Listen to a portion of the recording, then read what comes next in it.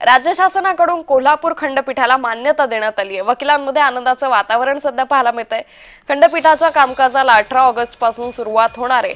त्यामुळे राज्य शासनाकडून आता कोल्हापूरमध्ये या खंडपीठाला मान्यता देण्यात आली आहे। सर्किट हाऊस हे आता या ठिकाणी सुरू होणाऱ्या 18 ऑगस्ट पासून या सर्किट बेंचला सुरुवात होईल। त्यामुळे 18 ऑगस्टला यावेळी आणखी मोठ्या प्रमाणात हा जल्लोष साजरा करण्यात येईल असं सध्या पाहायला मिळतंय। कोल्हापूर खंडपीठाला अखेर मान्यता देण्यात आली आहे।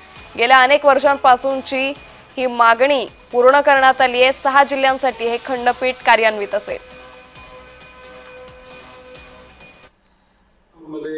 खंडपीठ व्हावं, सर्किट बेंच व्हावं ही भूमिका होती आणि आज तो सुवर्ण दिवस आम्हाला कोल्हापूरकरांना आणि पश्चिम महाराष्ट्राला पाहायला मिळतोय की सर्किट बेंचची सुरुवात आता 18 तारखेपासून कोल्हापूरमध्ये होतोय।